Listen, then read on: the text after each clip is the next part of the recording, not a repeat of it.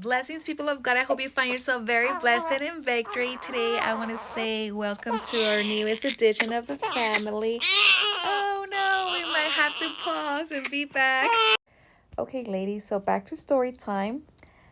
So, I have three or maybe four tips or things I recommend my moms, future moms to be, and that are planning to have their babies natural. This is what I went through and what I recommend you all to do. Okay, so I want to say tip number one, first of all, you have to have a lot of patience. You have to have a lot of patience. You have to prepare yourself physically, emotionally, and mentally, because if you're not prepared, you're going to lose it when you get them contractions back to back to back. Okay, so tip number one, patience. You have to have patience and you have to be physically, mentally, and emotionally prepared. Okay, moms? Okay, moms, tip number two. I highly, highly, highly encourage you all to memorize some Bible verses of your preference to help you go through the difficult pain moments while you are having them contractions. Okay, for instance, one of my of the memory verses that I know by heart and that helped me a lot with this process was Philippians chapter 4 verse 13, and it says, I can do all things through Jesus Christ who strengthens me. And so I played this Bible verse over 1,000 times in my head while I was having them contractions. And I also pray. Pray, pray, pray, pray. That's the very last, well, second to last tip. So, first, you have to have patience. Second, you have to pray.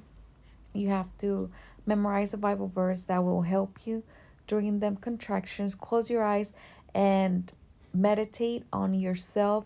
Don't think about the pain because you're going to lose it and you're just going to want to have the epidural. Okay? To ease the pain and to ease the process of giving birth. So, you just close your eyes, breathe in and exhale at the same time, and just know that the contractions are just temporarily. Amen. So then that's tip number two. And lastly, the third tip that I want to share with you all is that you have to, what to call, have your significant other, if they are supportive. If they're not supportive whatsoever, then you need someone with you that will support you throughout this entire process of labor and delivery, because it is not easy. Okay, you need someone supporting you, not someone that is criticizing you or telling you, oh, you know what, you cannot do it, you know what, just go with the epidural, or that they're just constantly being negative or giving you negative comments. You don't need nobody like that next to you at that moment. At that moment, you need someone that supports you, someone that cares for you, someone that loves you, and that will support you no matter what decision you decide to choose, right? Either you want to go with the fully natural delivery, or if you want to, give me a second, girls, or if you want to go with the epidural. Either or, okay? It's your body, but if you want to do this, let me tell you that it is possible, okay? It is possible. You just have to have number one is to have patience. Have patience and be prepared physically, mentally, and emotionally, okay? Because it is painful. It is painful, and you just have to breathe in and breathe out and take your time and process the pain. Relax. You know that you cannot get rid of the pain right away. You have to go through the process. Amen. Tip number two is that you have to pray.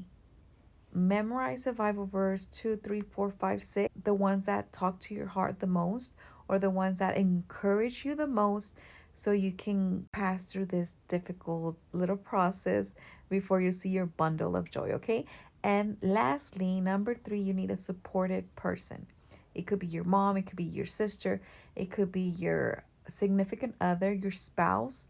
But if you don't have a supportive spouse, or if you don't have a supportive mom, then don't invite them over. You're better off by just you, yourself, Jesus Christ, and your spouse. You will be able to do it. You'll be able to handle it. And pray before you go into the hospital.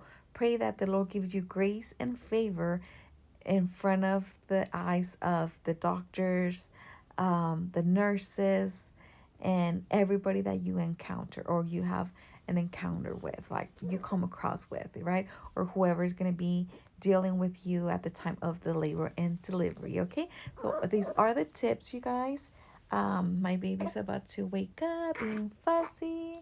Right, Daddy? No, you're okay, you're okay. So I hope these tips help you all. It helped me, significantly helped me when I thought I couldn't do it. That's when the Lord gave me the strength. And I know He will give you the strength as well. So, God willing, I'll see you guys until next time. Blessings.